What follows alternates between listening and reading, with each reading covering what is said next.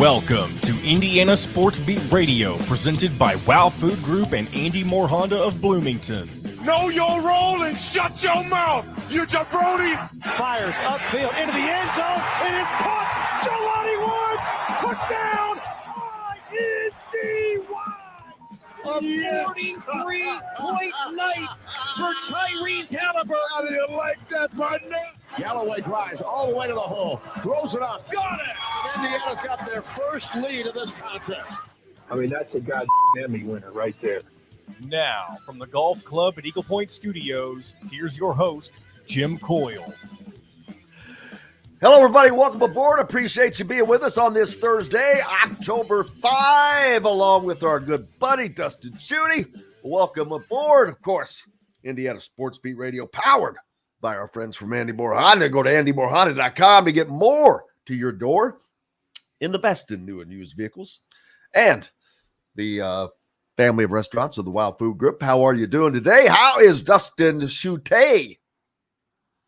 I'm doing great. And I would be remiss, Jim, if I didn't bring this up to open the show. But we have potentially the biggest news story I don't want in you to America. be remiss at all costs. No.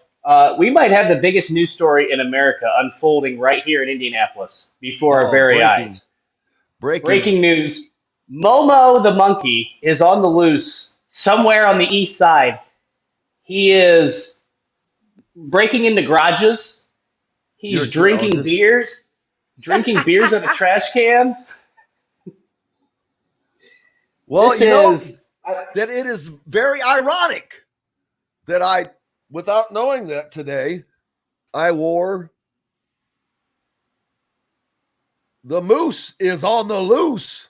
Oh, nice. Yeah, we got all kinds of forest creatures out here.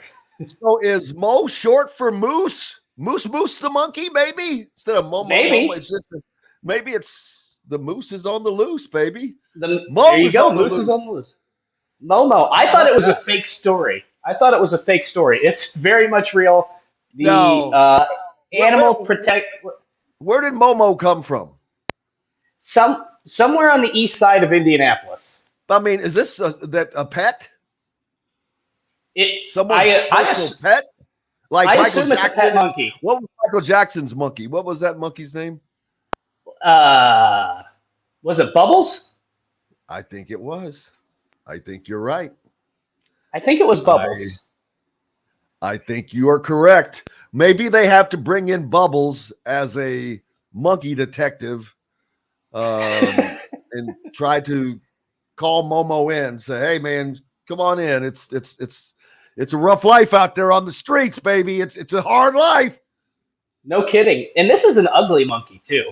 There's a picture posted by Fox. I retweeted this, so if anybody wants to, at Shooty Dustin, if they want to see images of this monkey, I did retweet it.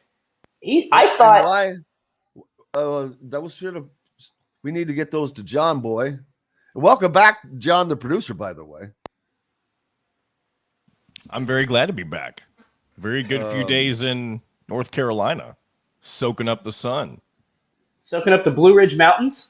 No? I went through the Blue Ridge Mountains. Very beautiful scenery, for sure. Oh, and this time of year, how was the foliage down there? It wasn't quite, it wasn't, Foliage. perfect fall foliage, but, it's getting there. It was very pretty to look at, for sure. Yeah. Talking about foliage. Leaf lookers, what they call people who travel to destinations in the fall for foliage. Well, they're definitely all over the ground. I can promise you that.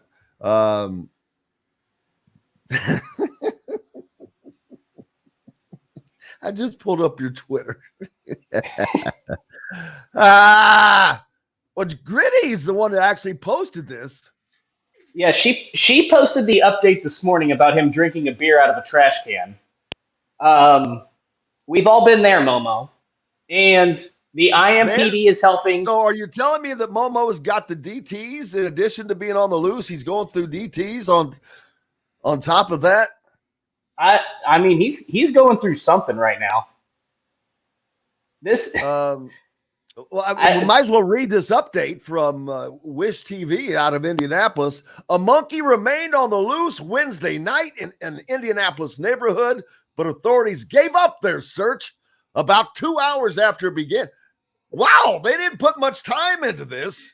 That was the worst search effort maybe in the history of animal detectivery. Officers with the Indianapolis Metropolitan Police Department are assisting Indianapolis Animal Care Services with searching for a monkey named Momo on the loose in the Iron Gate neighborhood on the city's east side Wednesday. Officers were called to the area shortly after 6:30 p.m. Authorities called off the search around 8:40 p.m. and left the area. Not a lot of info right there. No. But a neighbor did tell police they spotted the monkey drinking a beer from a garbage can. It's just amazing. Who throws a full beer away in a garbage can? That's a good question. I only wish someone could have gotten a picture of that. You want to talk about the viral picture? No kidding. And then it says that there are some minor injuries from the monkey, but they don't know if it was from bites.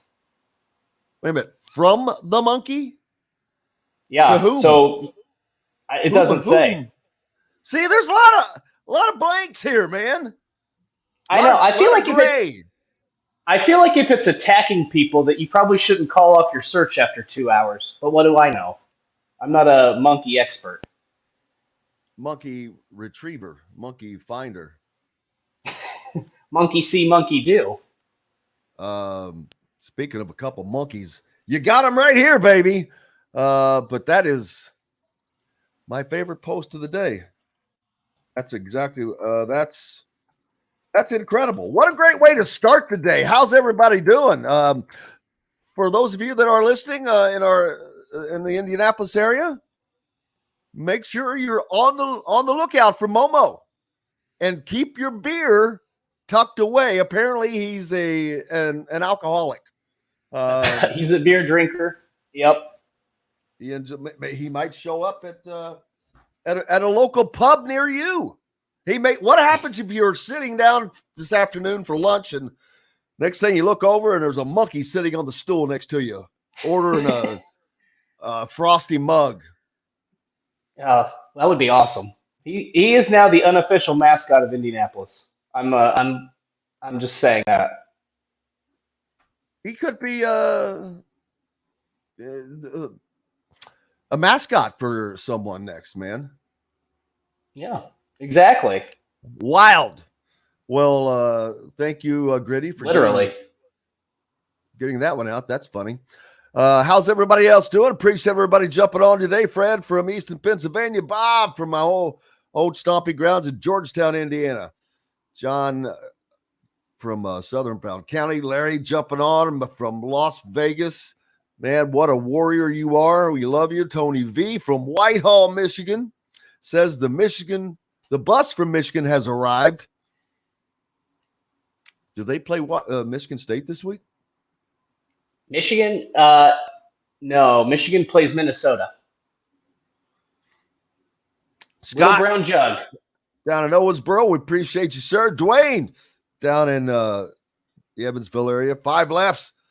Philip, Fred, and Barney, you're not far off, my friend. Couple of rockheads.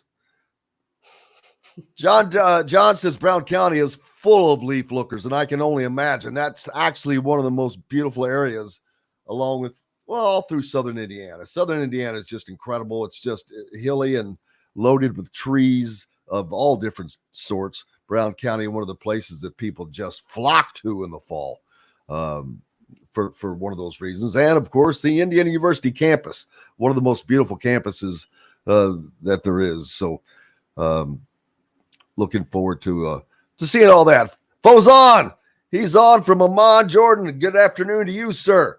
John from Southport. Bill Anderson up from the UP. And Gritty, of course. Fred, if I didn't mention Brian. He's on the east side of Indy heading towards Brownsburg. He's getting the hell out of Dodge, baby. Not going to help out on the search for Momo, Brian? Come on, man. Jamie says it's time to call in Ace Ventura. Oh, good pull, baby. Pet good detective. pull right there.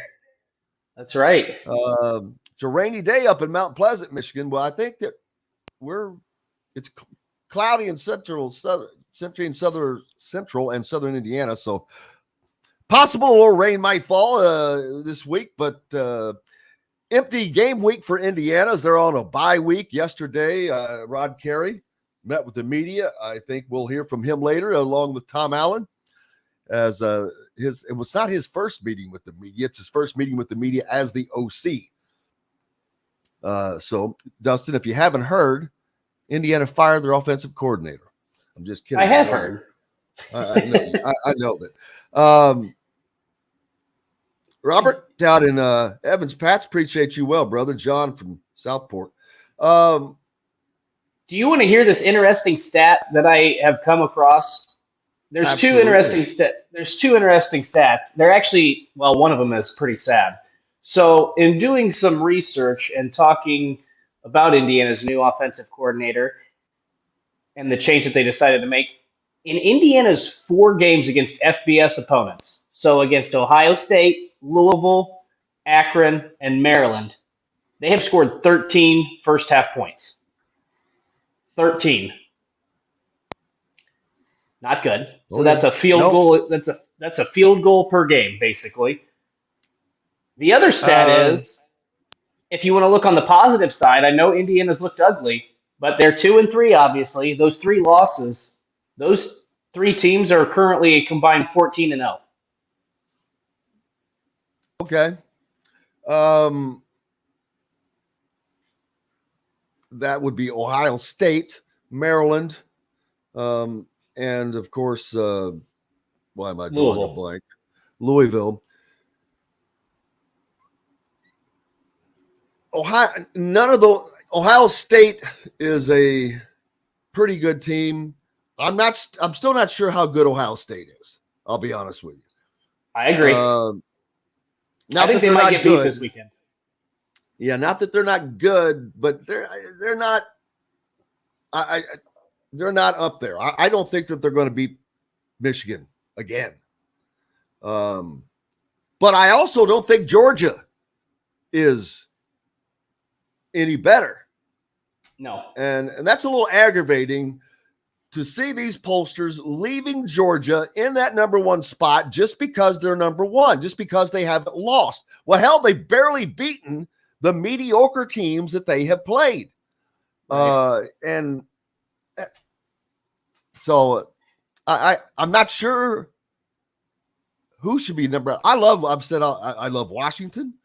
I love what they have done, what they've been doing, but they have games to play. They haven't really played and beaten anyone of substance either, I guess, really yet. But we're only a third of the way through the season, but they have games coming.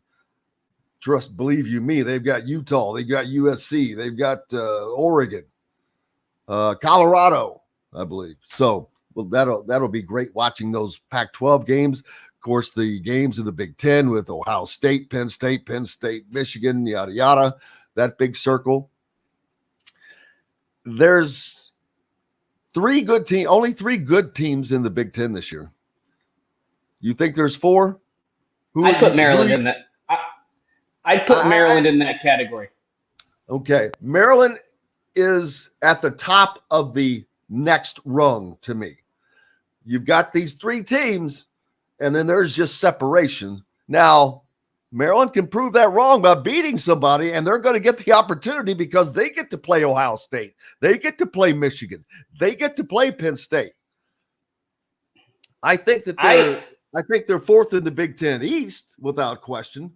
I mean, they're the new Michigan State. Right. I think Maryland, this is going to be a hot take. I think Maryland's going to beat Ohio State this weekend. They're a 20-point underdog. In Maryland. No, it's at Ohio State. Wow. No way. I think Maryland's going to win. Ohio State has not gotten pressure on teams. They're not turning teams over. They're not as explosive offensively. I mean, I think Maryland's going to win that game. We'll see what happens. But the other team that you could maybe put in that category would be Wisconsin. But I think what you said, Jim, they would be in that, like, the top. There's the top 3. Then I put probably Maryland and Wisconsin in the 4 and 5. And then there's a drastic decline from 6 to 14. Texas also is actually a team that could be number one. True. Definitely. And we've got lots more coming up. Our good old buddy Dustin Schutte's with us. Matt Taylor should be along a little bit later on as well. We've got Momo, the monkey is on the loose. The Men's College Cup. You want to go see that? And if Indiana were to make it, oh my, it's going to be played in Louisville this year. And the NCAA changes the window for all portal sports. We'll talk about that and lots more right after this. We'll be right back to the Golf Club at Eagle Point Studios for more Indiana Sports Beat Radio with Jim Coyle, presented by Wow Food Group and Andy Moore Honda of Bloomington. All right.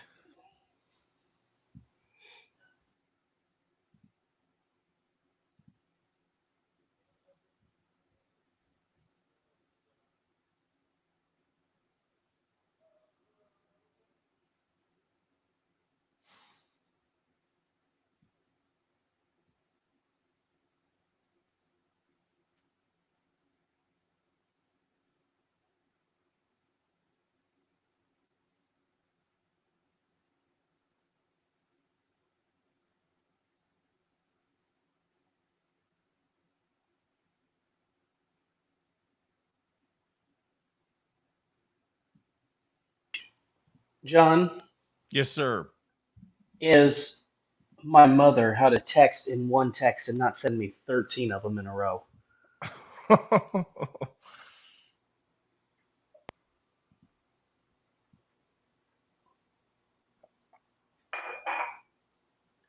think what's the max number of texts that somebody should send when you don't respond? I guess.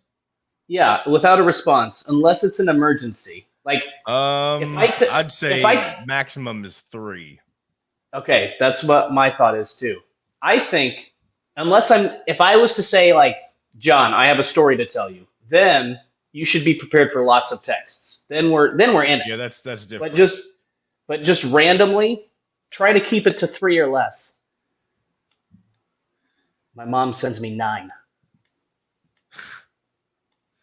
I love Generation X.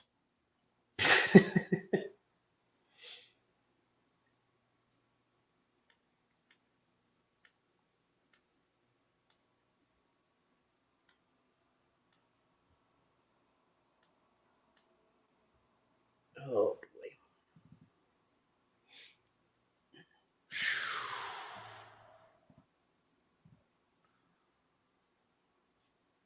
Oh, Jennifer, that wasn't a knock at all on Gen X. I mean, it probably sounds sarcastic, but I do enjoy some Gen X.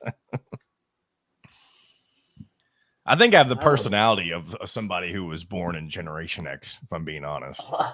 A lot of my likes, I've been told I'm an old soul. So have I. Yeah.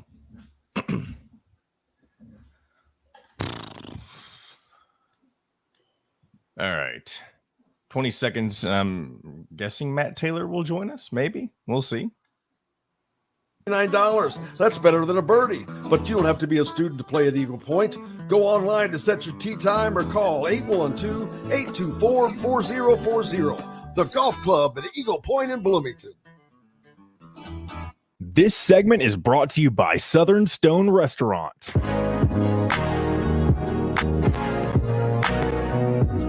Now back to the Golf Club at Eagle Point Studios for more Indiana Sports Beat Radio with Jim Coyle, presented by Wow Food Group and Andy Moore Honda of Bloomington. Welcome back, Indiana Sports Beat Radio, coming to you here on this beautiful Thursday. It's not beautiful because of the sunshine. It's beautiful because Momo's on the loose and Dustin is here, and there's just all kinds of positive things for to be happy about.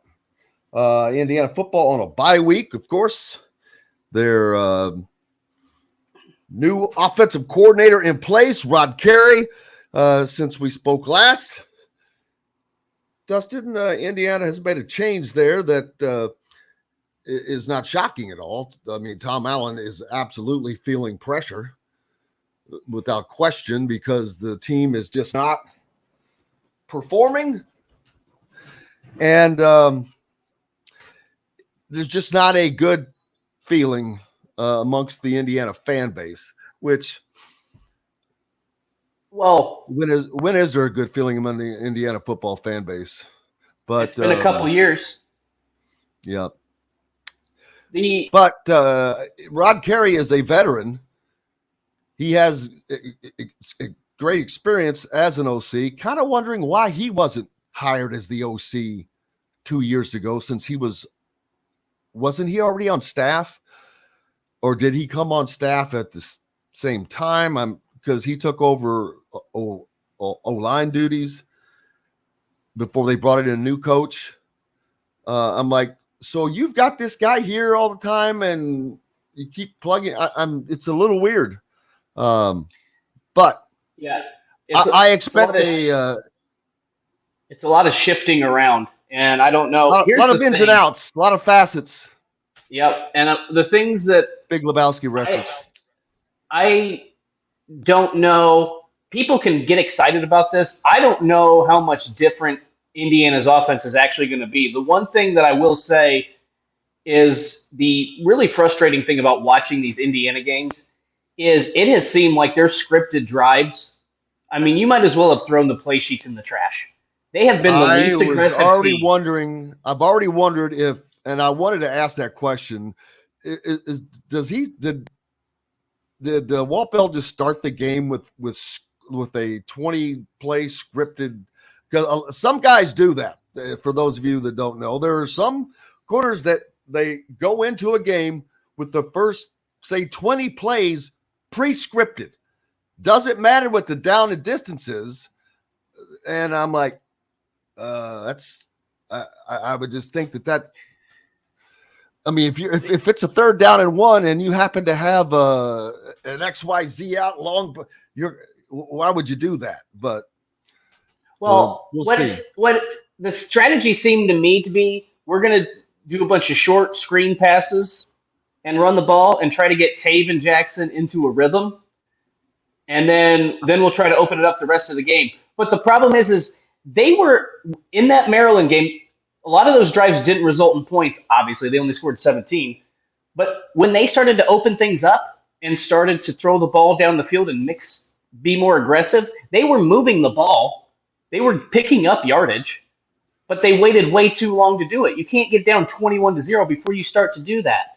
Like, you don't have to do it maybe on your first drive, but on the second drive, those things have worked. Look at the second half of the Louisville game. Night and day difference.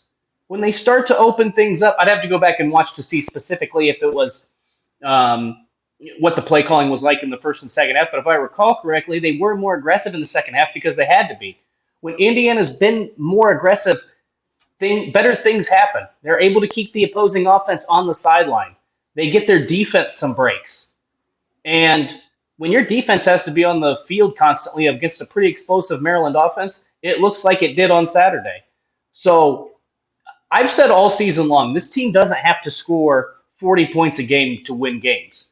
If they can have productive drives, if they can get some field goals, and then occasionally get into the end zone, they've got the defense, I still think, to beat teams like Illinois, Purdue, Michigan State, Rutgers. But you have to be productive. You can't have a 3-and-out. You can't take 1 minute off the game clock.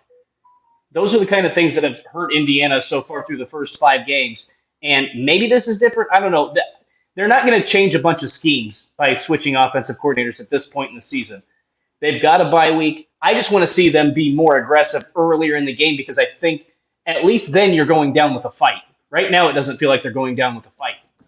I want to go and throw something in there since Dustin's mentioning that not much is going to change. Rod Carey did specifically mention that in his introductory press conference. I want to go ahead and share that right here. You know, there's nothing you can do midseason as far as setup. The setup is the setup. The offense is the offense. And so what you're trying to do is get us to run those plays better and maybe do it with a different little flair here and there. That's about all you can do. And I'm excited about it. I think the guys are too, being with the offense the last 2 days and the offensive staff. We've had flashes, so we need to make those flashes more permanent light on. Yeah, I agree. It's just attention to detail. It's doing things better. It's doing them right, doing them correctly. If you don't do what you're supposed to do, you're not going to be successful. If the left tackle is not getting the chip off of the end or whatever it calls for on a particular play blows up. It takes one missed assignment to blow a play up, period. And believe me, it's like dancing. Offensive plays, it's choreographed. Everybody has a move to make, a first step that they have to make right in a direct direction. If it's a pulling guard, boy, when that ball snapped, his first step has got to be back and on the way out, whatever the case may be. I don't know that if Indiana has had the drive on offense to do everything right. And maybe that's because they were getting down. I don't know. Maybe Rod Carey is able to get them back to paying attention to detail and being point on, because they have to be to win these games. To beat the teams you just mentioned, they're going to have to be on point. Mm-hmm. You cannot be substandard and beat those teams. And this is why I brought up the point of those three teams that they have lost to being undefeated. Because I don't think Louisville is that good. But, I mean, it's not like they're not bad. Don't get me wrong. They're not bad, but they're not great. No, they play in an average conference. That's why they're 4 or 5, whatever, and they have a good coach. They have a good system. They're going to continue to get better. But right now, they're better than average team. So if you want to look at this optimistically, if you're an Indiana fan, and I think John is probably in the same camp as I still think that there are a lot of, maybe not a lot, I still think they can get to 4 more wins on the season, because I don't think the Big Ten is that good. Illinois has looked not good. Their defense is terrible. Purdue has had trouble with turnovers the last couple games. Their defense it was better against Illinois. It's not good. Michigan State's a dumpster fire. Rutgers is Rutgers. That's going to be a tough game. So if you want to look at this optimistically, can they still get to 6 wins? I think so, but they've got to do something offensively. You can't keep beating your head against the wall. And I think that's why they made this change in the bye week. Last year, when Rod Carey was bumped into that offensive line coach role, it wasn't a drastic difference, but it did provide a spark, did light a fire. They looked a little bit better. So they won what? They go to Michigan State and shocked. They went to Michigan State and I'm still shocked over that win. And so I think that they can get some wins. We'll see if this lights a spark. If it does the same thing and they get, I still think even if they get to 5, because look, Michigan and Penn State are going to be ugly. I hate to break that to everybody, but there's no chance. Indiana's offensive line has no chance against those 2 defensive lines. But if you Michigan and Penn State. Oh yeah, no. But if you get better and you become the aggressor offensively, there's no reason you can't be competitive against those 4 teams I just mentioned. Those are not good football teams. Yeah, but you're not expected to beat those teams, so that's okay. Right. You're just going to take your ass whipping and go home. Right. I mean, that's just all there is to that. That's just like, you know what it is.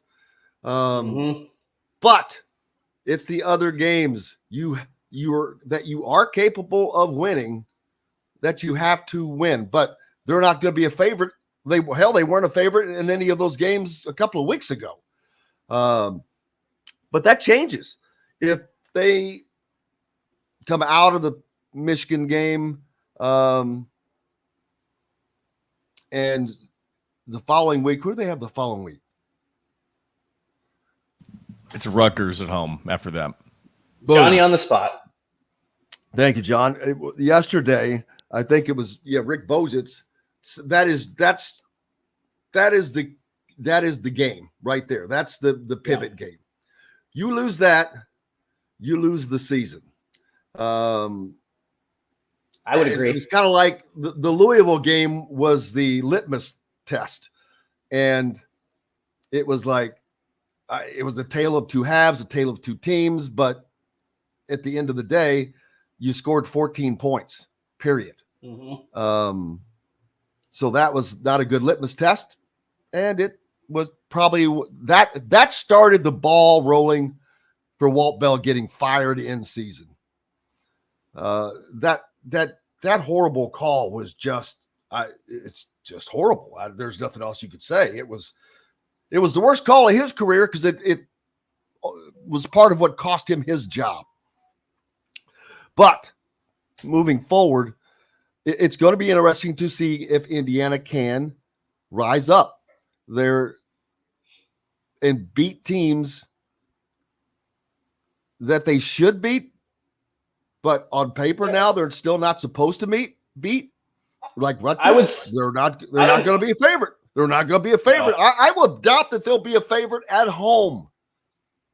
I don't know that I would put these teams in the category of should beat them, but they're on equal footing is how I would probably phrase that. They're not. They are more than capable of beating those four teams that we talked about. And look, Wisconsin's really good too. Wisconsin's had some struggles early in the season. Now we'll see what they're able to do. You might not be able to win that game, but if you can keep that game competitive, I don't know. It's going to be interesting. That's a good point. I didn't realize that they had Rutgers after Michigan, and I want to see Indiana.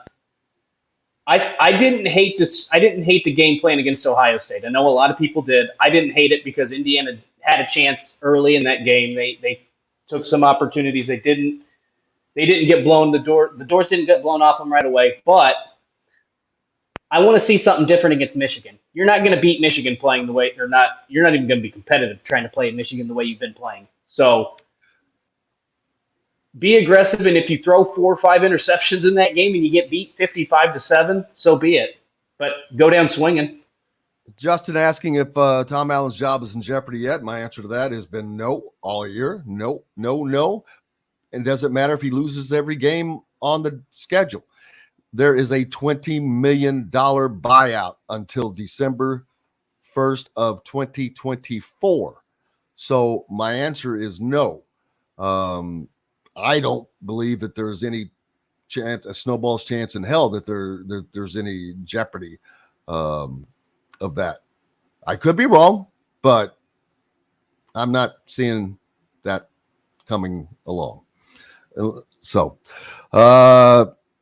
Taterology says that he's talking about buyouts. James Franklin at Penn State has the highest at $64 million, but I don't, and of course we don't know the terms of his contract when that one started. It could be a newer contract, whatnot. But there's some big ones out there, believe me. I mean, look at the screw up. No one made a bigger screw up than Michigan State. Holy correct. Gross. Even Texas A&M. They're, Texas A&M, let me tell you how serious they are about football. I think that they might have the number one NIL program in the country right now, as far as value.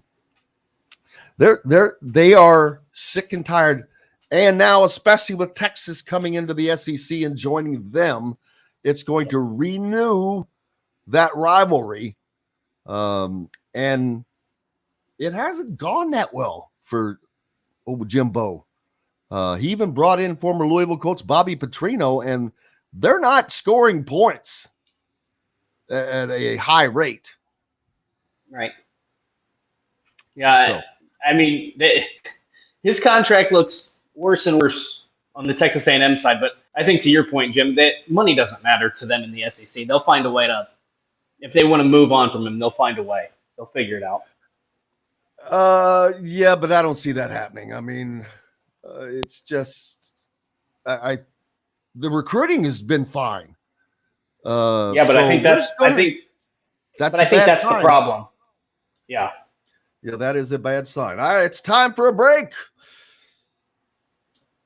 Thanks a lot for being here on Indiana Sports Beat Radio. We've got lots more coming up. We'll be back with it right after this. We'll be right back to the Golf Club at Eagle Point Studios for more Indiana Sports Beat Radio with Jim Coyle, presented by Wow Food Group and Andy Moore Honda of Bloomington. I guess no Matt Taylor today. Usually I hear from him whenever he's going to be out, but oh well. Well, I wish we would have known, so we would have replaced. I was able to get Todd Leary on yesterday. Oh, yeah. To replace somebody who had to cancel. Oh, yeah. Dylan, he reached out to me late at night on Tuesday or something. Could have got him today. Because Chris is not here today. Nope. That's right. He did reach out to us, though. If there's anybody you Chris can think did. of that reaching out to, especially basketball related.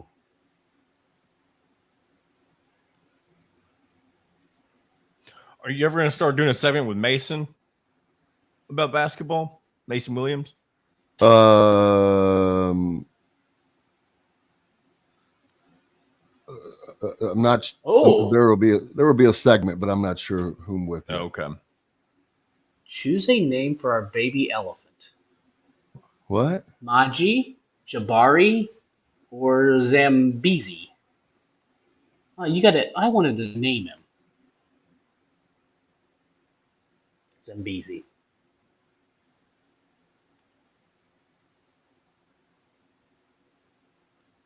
The Indianapolis Zoo is down to 3 names for their baby elephant. What are they? Well, how about they ought to be on one name for hunting for a monkey? Jabari, I'm a monkey's uncle. Jabari, Zambezi, and Maji. What about? Well, that's nice, Fred. Thank you, Fred. I would have said the same thing, but Jim, I thought he would have disagreed with me if I said that, so I didn't say it out loud. Well, you know that you know my take on that. I know. My mindset is nobody's tuning in to listen to me. That's why I've got to have the best guest possible on. I wish Well, you you do. changed that mindset, but it's okay. Hey, Taterology, Pete needs your address, and Justin Beard, Jason Spiegel, Philip Shanks, and David Martin, Week 5 winners, and need your addresses. The first koozies went out. Oh, man. Look at that. We're sending out merch. Can I go down and get one? You got 20 seconds. We can start the segment without you if we need to. You won't come back. Stressful. Whether we quote you just for catering or a total event package, you can trust that you're making the right choice with Garnish Catering. Visit garnishcatering.com. That's garnishcatering.com. Garnish Catering is a proud partner of Wow Food Group. This segment is brought to you by Remax Advanced Realty, Indie Home Pros team by Cheryl Sizemore. Now back to the Golf Club at Eagle Point Studios for more Indiana Sports Beat Radio with Jim Coyle, presented by Wow Food Group and Andy Moore Honda of Bloomington. Welcome back, Indiana Sports Beat Radio here on this Thursday. Thanks a lot for being with us. We appreciate you so much, no matter where you're listening and how you're listening, whether you're part of the River Rats down in the Evansville area, listening on 97.7 ESPN, The Ref. We appreciate you guys so much. Up in the corner of the region, the voice of the region, WJOB, 12:30 a.m., 104.7 FM, over crossover in Fort Wayne on Fort Wayne Sports Station, 1380 The Fan. And make sure there you stay tuned in. Keep it right there on 1380 for Brett Rump Sports. He'll be up right after Indiana Sports Beat Radio. And 89.1 WBRO in Marengo. We got some merch about ready to lined up for our winners, and Pete has already begun to send out these koozies, which I think are pretty cool, pretty handy. Yeah. Those are on the way out to weekly winners of our weekly football pick'ems, college football pick'ems. We'll have some hats coming too, so we got that. Send those addresses of people who I mentioned that already been winners. Taterology, Justin Beard, Jason Spiegel, Philip Shanks, and David Martin. Need all your addresses. Send it to P. Clausen, CLOSSIN, @gmail.com. What are you Breaking looking at? news. Breaking news, Jim. The Momo report from butcher this last name. Angela of Fox 59 says Monkey Gate may be coming to an end. We are hearing that IMPD has Momo spotted. I'm not going to give the address.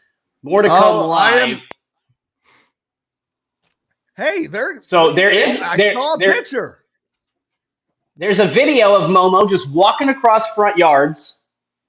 I mean, he's just minding his business here. He looks like he was walking from one dumpster to another. Beer. He's just looking for beer. I mean, this thing. He's causing no problems. But IMPD has confirms sighting of Momo the monkey. We've got to make sure we keep this updated throughout the show today. I mean, I know this is big news. I keep hitting this, and it's going through the stupid commercial video first. I'm trying to. Who has it at Fox 59? Angela Gnode. Gnode. I don't. Oh, Angela Gnode. Oh God, are they on? Are they on right now? I'd love to get Angela good question. on. We can get Angela on live. Live from wherever this is, the east side of Indianapolis, with Momo just wandering around. I mean, he is so careless, or not careless, carefree. He's just wandering and careless. about. Oh, he's careless. He's going to get caught. But I see him. There we go. There's Angela. Yeah. He was just sauntering across the yard. Yeah. It looks like when you see it from a distance, it just kind of looks like an ugly dog. Yeah. He's very light colored. He is. And he just, the most fascinating story that we have. Look, this is just a monkey walking across the lawn, and I can't get enough of it. I'm going to watch this on loop all day. You just gave me an idea for a song, The Monkey Walk. Ooh. The Monkey Walk. Sounds like the Monster Mash. Or the Momo Walk. The Momo Walk. The Momo Walk. Momo is our new the Indiana Sports Beat mascot. There you go. We've got to get John, you're going to have to work on getting a good picture of Momo, which might be difficult, but they'll probably have a good shot of him once they get him captured. Oh, don't worry. He's going to be on today's thumbnail, so people will get a good look at Momo after the fact. Here's what I wonder. Can you own a monkey legally? I mean, or are people going to wind up in jail because of this? I have no idea what the laws are. I would say that the answer is yes, with stipulations. And this is me speaking completely out of my left armpit, or whatever you want to say. I was trying to pick a less offensive body part, speaking out of, but there are certain people that have licenses for animals, I think, dealers. He could have come from potentially a pet's. Well, man, I don't know what I'm talking about. Obviously, I'm making it up as I go along. Here's something fun to continue our zoology theme for the day. When I lived in Orlando, I got to ask Dale. Dale, no, he is not. It's amazing to me that people keep asking this, and I'm not picking on you, Dale, but there is and I answer it with the same response. $20 million buyout through next season. Does anybody expect? And I'm not, again, I have not called for Tom's job. I have not ventured into those waters. I don't have to. I talk about what's going on, but when people ask these questions directly, my answer is no, simply because I do okay, everyone knows that Indiana has not been considered as being committed to football. Right. It would take a committed football program to pay someone $20 million just to not coach their football team. Also correct. Because that $20 million, how well spent would that have been if you had used that to bring in the best offensive and defensive coordinators you could bring in? How well would that money have been spent if you could have used it in a myriad of different ways? That's the problem with Indiana. They claim a commitment to football, but there's not. They want to talk about shiny things. Well, we closed the stadium in. Well, what the hell did that do for the football program? What has that done for the team? Has that made this team better? Has this team won? Go back and look at the average win totals for the last 5 seasons of the when the stadium had open ends, and look at the win totals for when the ends were closed. Did it make a crap difference? I'm going to bet no. So who cares? Put a commitment where the commitment needs to be placed. That's just No, I agree with you. I think they really when Kalen DeBoer left. They had an opportunity when Indiana was the hot program, even 2020. Even they had, well, I don't know if it was the hot program, but you could have got somebody a lot more qualified to run that offense. And somebody who might have been thinking about becoming a budding head coach. You could have got somebody to, I don't want to say revamp, but you could have gotten somebody to take advantage of what Indiana had cooking at the time, and they just didn't. And that's, when you look back at it, that's going to be, look, I don't know if Indiana's going to turn around this season. I don't know if they're going to turn around next season. I tend to agree with you. When you have a $12 million drop-off in terms of your buyout, he's probably going to be around for this year and then next year, unless somebody would be willing to invest that money, and I doubt that's the case. But if his time comes to an end, you're going to look back after 2019, and I know they had that great 2020 season, but, man, they had a chance to capitalize after that. And they just didn't. No, they did not. Do you know that I believe this is Tom's 8th. This is his 8th season? Is that right? Yeah. I was thinking it was his 7th, but I think it is his 7th because he started in 2000. He was full-time in 2017. And then somebody said in the 8th. So 2017 was his first year. He coached the bowl game after the 2016 season. So this is his 7th.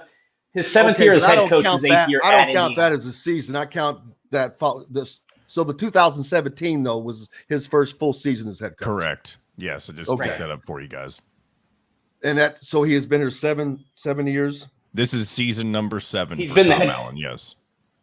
So as the head coach, he was the DC there before, so he has been at Indiana for 8 years at Indy, 8th year at Indiana totally, but as a head coach, 7. He has averaged an offensive coordinator every 1.4 seasons under his tenure. So they've had an offensive coordinator on every 1.4 seasons. He's never had an OC last more than 2 seasons. And 3, all right, I'm not going to count Rod Carey.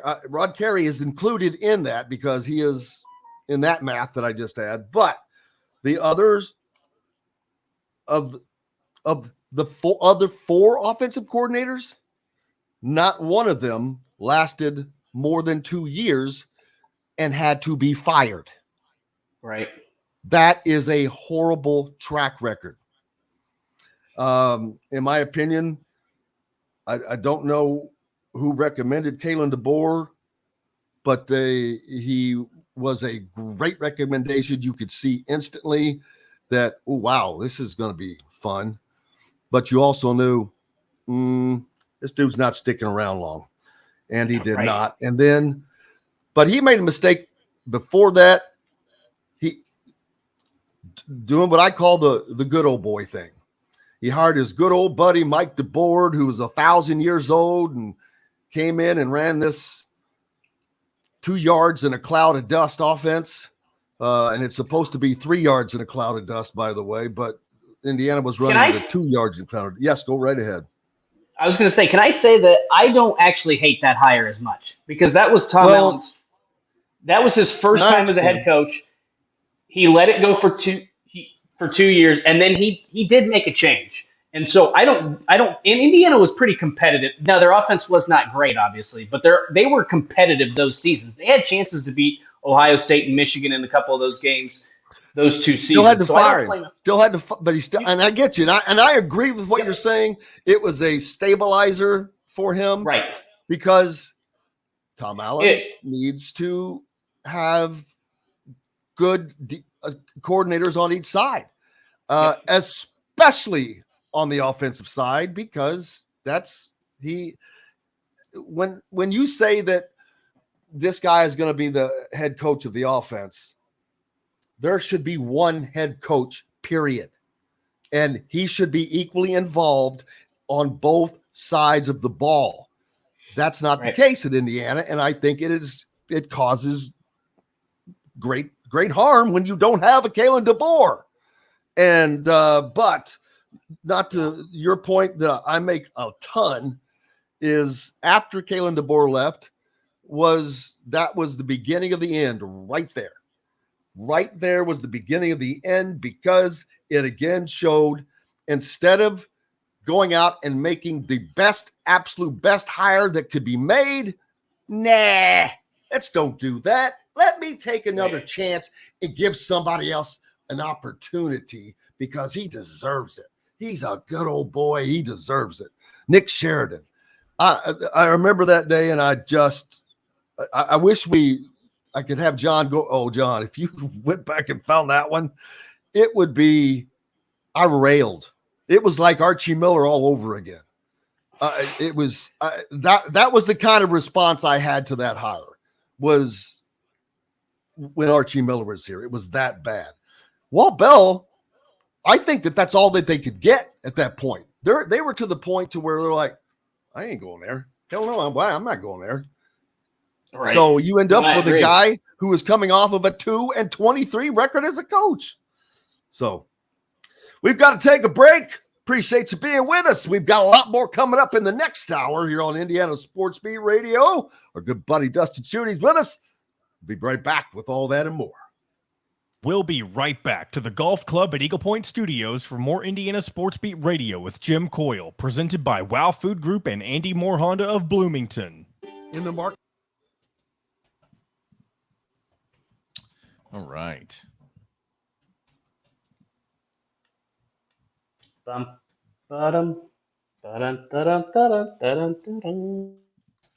that Rutgers, I agree 100% with Charles' take on Rutgers. He mentioned it in the previous segment. If they beat Rutgers, I'm going to be very surprised. Yes. Rutgers is better coached. And I know mathematically they can still get to 6 wins if they lose to Rutgers, but at that point you have to win out. No, they cannot. I don't think what I mean. Then you have to run off. You have to beat Michigan State, Illinois, Michigan. What did I say? Michigan State, Illinois, Wisconsin, and Purdue all in back-to-back weeks.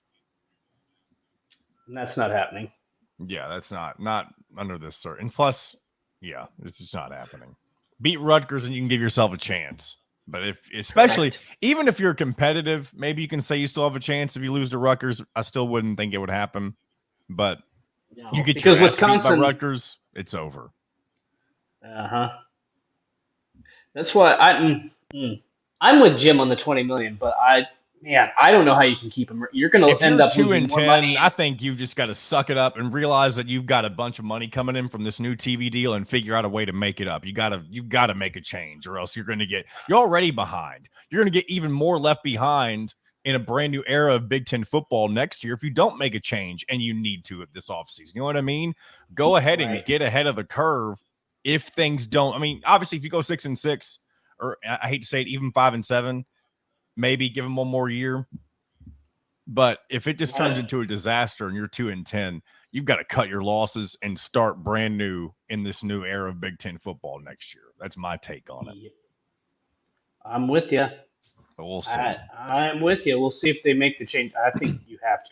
If it looks that ugly, whew.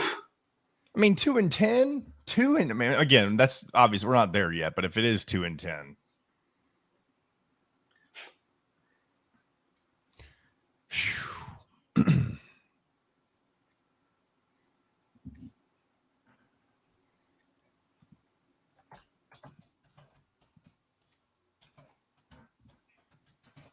supposedly the new Big Ten schedules are coming out later this week too. I don't know that for a fact, but that's right. They've got to schedules for football next year. For football, yeah. Because they haven't. My goodness, I tell you what, if Indiana gets screwed, because the previous schedule that was supposed to be for the next 2 seasons were very forgiving.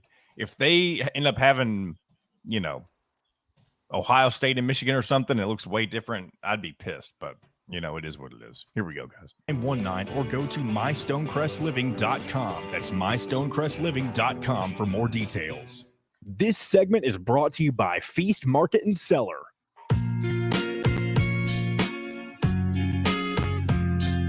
Now back to the Golf Club at Eagle Point Studios for more Indiana Sports Beat Radio with Jim Coyle, presented by Wow Food Group and Andy Moore Honda of Bloomington. Welcome back, Indiana Sports Beat Radio here on this Thursday. Appreciate you being with us. We're already over the hump and heading downhill, baby. Dustin Schutte with me as always. Big time basketball recruiting time for Indiana, Dustin. I mean, it is. I wish we play the song "Closing Time." Who sings that? John Boy. Semisonic, I believe is what they're called. Oh, okay. I'm like, whoa! I've never even. I'll fact check that. I'm so familiar with that song, but I have never even heard of that group name. Yeah, they're known for, other than Closing Time, they're known for Singing in My Sleep, Secret Smile, and Chemistry. I don't know if I've heard of any of those songs. They may be a one-hit wonder. Like, they're only known for Closing Time. Right. And that song is not about what you think it's about. Look up what it's about. I think it's kind of sad, actually. Prior to composing, this has nothing to do with the song itself, but here we go. Paola was how they turned Closing Time into it. It's not telling me about what the song itself means, but it means it's closing time. You can't stay here, but you don't have to go home, but you can't stay here. Here we go. While the song is about people leaving a bar at closing time and widely interpreted as such, drummer Jacob, whatever his name is, has also indicated the song was written by Wilson in anticipation of fatherhood and that it is about being sent forth from the womb as if by a bouncer clearing out a bar. I find that strange. That's it is very interesting. That might be that. Sometimes I think that when they're asked of things that are way back, I think they just make crap up. I don't know. This is the beauty in art and music, is you never know what somebody's thinking and how you can compare it. I love the comparison, but I would have never guessed that's what it was about. Open to interpretation. I think so. A lot of people interpreted Phil Collins's "Why Am I Drawing a Blank?" It's his most famous song, "In the Air Tonight."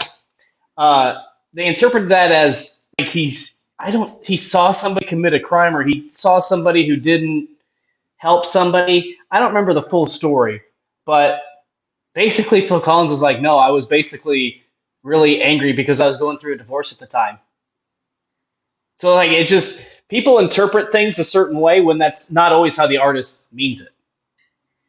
I love how we got there from recruiting talk to interpreting song lyrics. Before we get to basketball, here's he said he saw someone drowning. That's what the rumor was, huh? There was a post on the Hoosier.com about that one particular person said I'm sick of watching teams turn their colors to black. Woody may have forgotten I use colors of cream and crimson. Been bugging me for a minute. I get the new age stuff, but he finds it weak sauce. I am not in that camp. I understand, no one is trying to change anybody's team colors because black is simply a neutral color. It is a neutral color that can be added to basically anything, and it allows some different merchandise to be sold for the school. I'll be honest with you. I mean, I don't because of working in the media, I don't wear colors other than like maybe a pro team or something. Like I don't wear IU stuff, even though I graduated from there. I used to have it, and then I gave it away. But I had a black hoodie, and I loved it. Not everybody wants to wear a bright red hoodie if you're just going out or whatever. I'm not talking about to games necessarily either. But I have no issue with having black integrated into the different things. I think it always looks good because of the difference, but you still see whether it's IU, a big IU in the middle of it, a big blue UK in the middle of it is going to stick out. If it was Louisville, there's a few schools that wouldn't look right. Notre Dame is one of those. True. That just came to my head. I'm like, yeah, I couldn't see an ND on there. But other than that, I get it just for the sake of having a neutral thing. I mean, look at the baseball hats you see. I saw a guy last night wearing a baby blue New York Yankees hat. Now, they change hat colors. It's a way of selling different merchandise. Don't buy it. I have no issue with that whatsoever. I have no problem with it from a merchandise standpoint. Everybody likes all a different. It is. But I don't like it when Indiana went to a blackout game. Why are you doing that? Just go with a whiteout. Go with the stripe out. They were trying to add something different, but what they should have done, I'll grant you this. There was no planning in that. And that I don't know where that came from. It came out of nowhere and it was quick. That was not a merchandising grab or anything because it wasn't thought because if it had been, they would have thought it out further in advance and it said, hey, you can get your blackout shirts right here. But what they should do, especially for basketball, is have a stripe out, candy stripe out. Yes, 100%. You can send in advance, say, hey, this section is red, this section is white. I think that would look badass. It would. Because there is nothing like it else. And here's something else that you might not know. That one thing that did aggravate me, just because, if you ever noticed watching different football games, you'll see someone in overalls with green candy stripes or orange candy stripes or what different color. I'm like, well, there's a knockoff. I'm under the understanding that Indiana owns those rights and gets a piece of the candy stripe merchandising.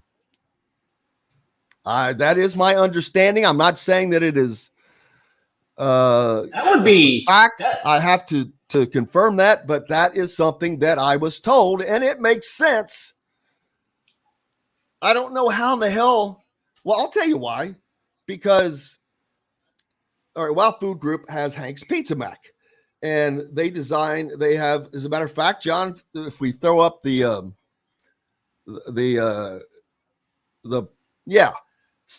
know you have to be on YouTube to be seeing this, but they have a mascot, a bison mascot, and his pants are currently just red pants with a white stripe on the left side that says Hank on it. He used to be wearing candy stripes. IU made them take that off. I would believe that. What? No. Why? How? I was like, how does somebody own stripes? So apparently they have the rights to that design. I don't know. Yeah. And it includes all colors. That's interesting. I would not have. It's kind of like Pat Riley. Doesn't he own the three-peat? Yeah. Yes. He coined so it. That's something else. Yeah. Absolutely. That's weird but true. And Ohio State. Ohio State attempted to copyright the word "the." Yeah. Now that remember that? Thank God that failed. I'm like, you got to get out of here with that crap.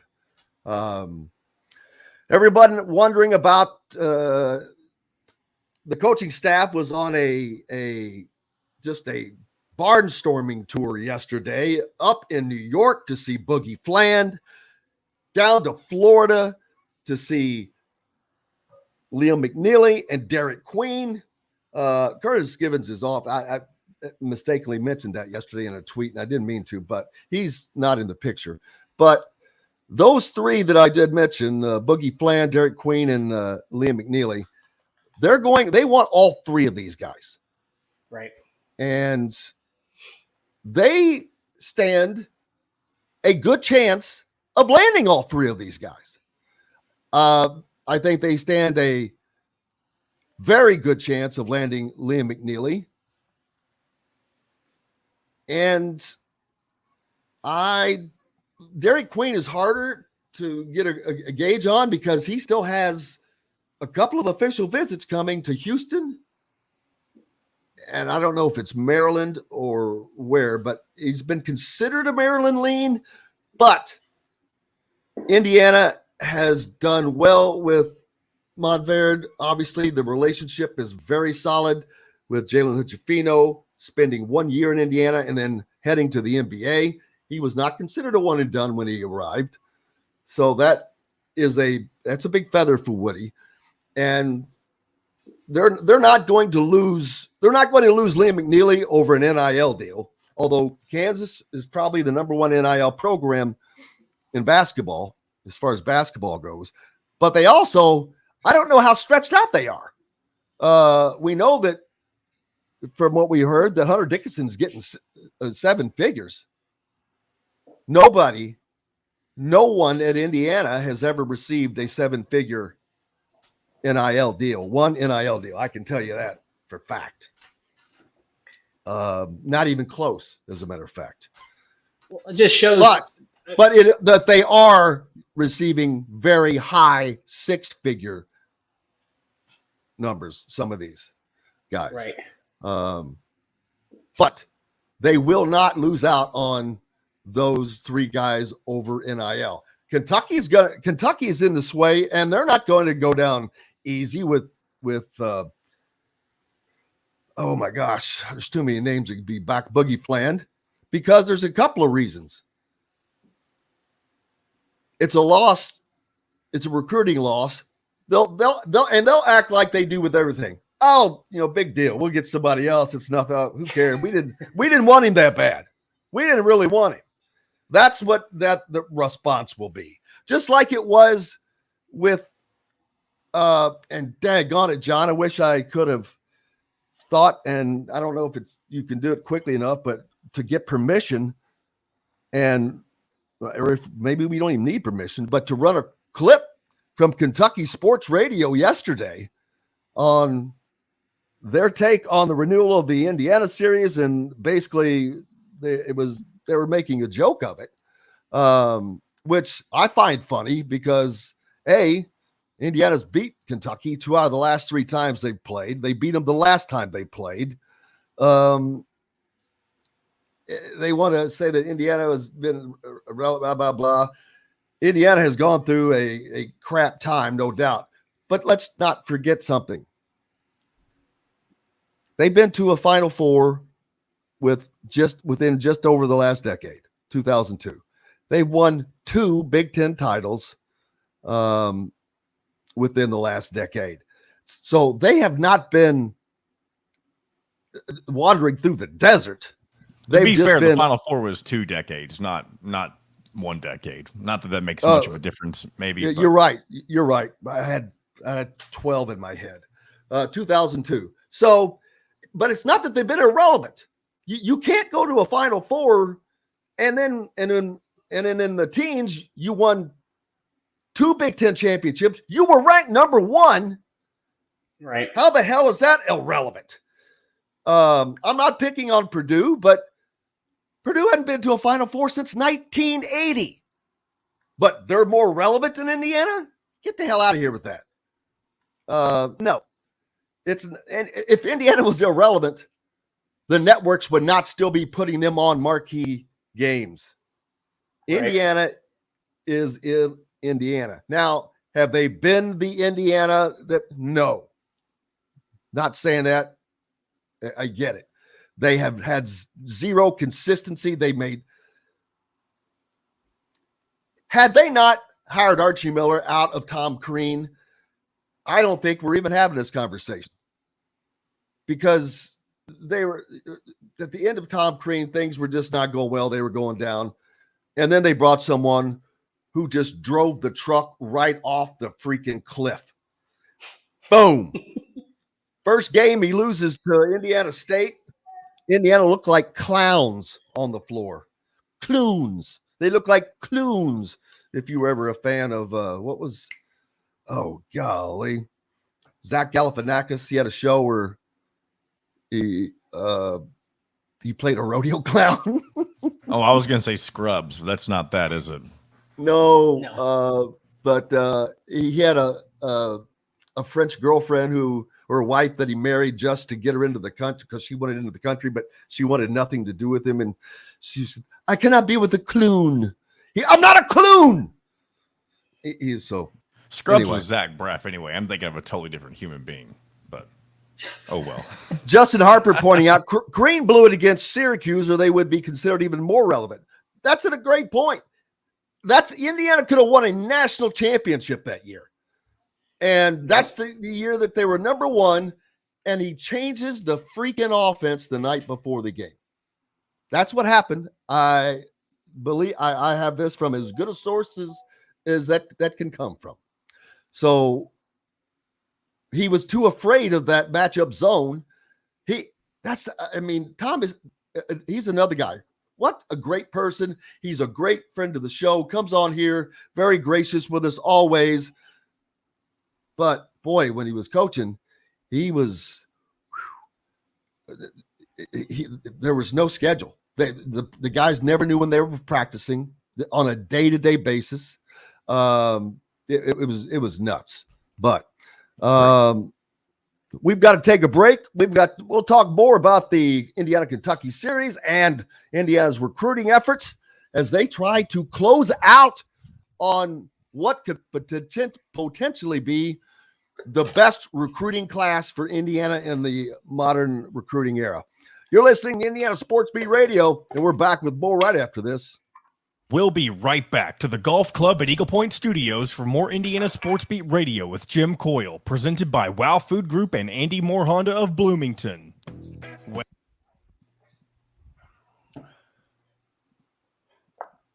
Clown.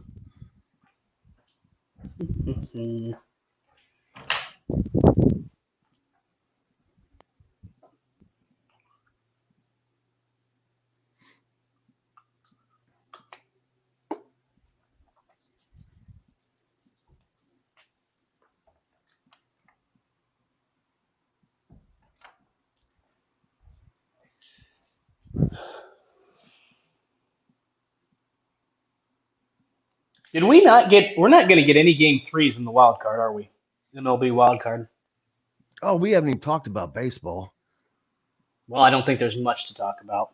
Well, I mean, just quickly, just kind of funny that I'll tell you what we need to talk about is the NCAA changing the window for the portal opening. It shrunk. No, I didn't see that. Yeah. Oh, yeah. I feel like everything happens big on Wednesday, which is my day off, and I'm not as active on social media that day.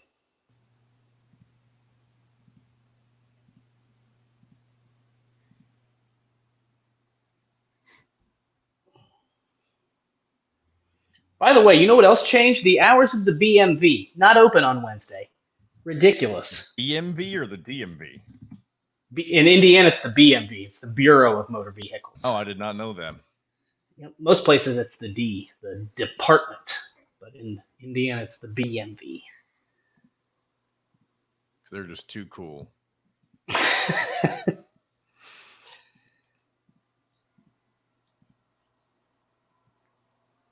When we get back, Jim, from this segment, I'm going to step out for probably 3 or 4 minutes, but I'll text you when I'm back in my seat.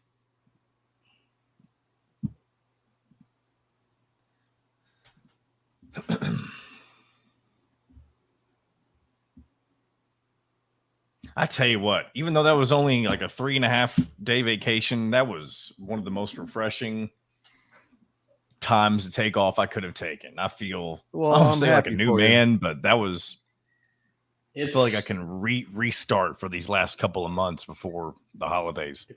Before the new year. For you. All the stress was laid on to me. Was it bad the past few days? No, it's just when I like my routine. I like you being here. I get it. I like the show, knowing how it's going to go. I think RC, which is great, but when we break, we could break for 5 minutes. Now, there was one time I was sitting there talking to Rick, and finally I looked at RC. I said, RC, are we still in a break? Because I was afraid we were on the air. I'm like, but he hadn't said anything.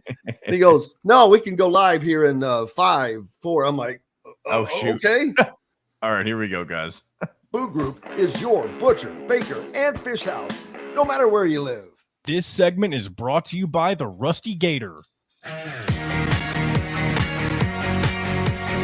Now back to the Golf Club at Eagle Point Studios for more Indiana Sports Beat Radio with Jim Coyle, presented by Wow Food Group and Andy Moore Honda of Bloomington.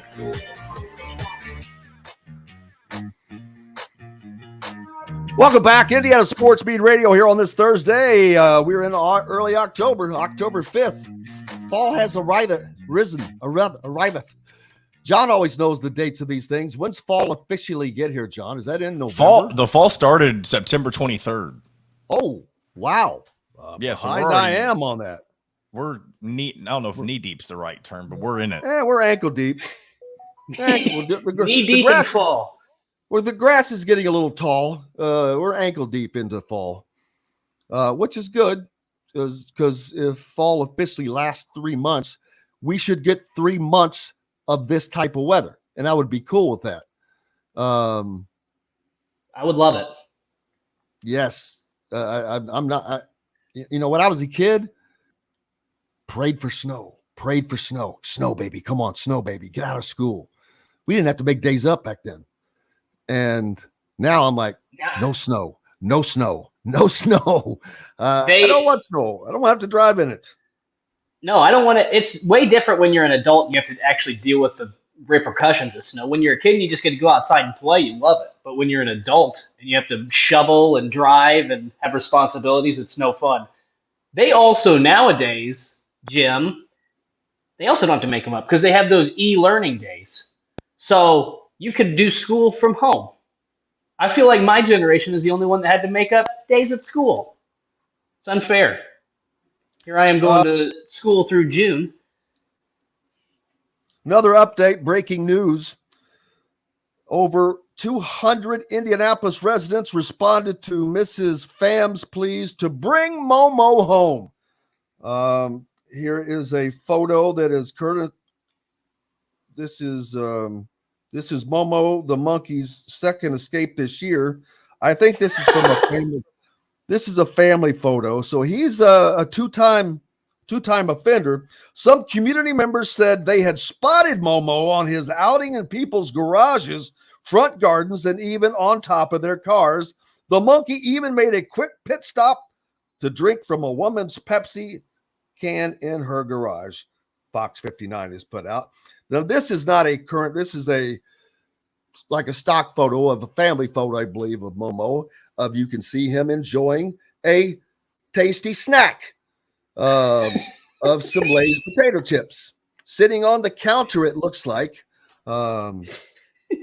A tasty snack. I love that. And as you can see also, though, if you look, I know you have to be on YouTube to see this. I'm showing a picture of Momo eating out of a bag of Lay's potato chips. He looks to have some kind of harness on him for walking.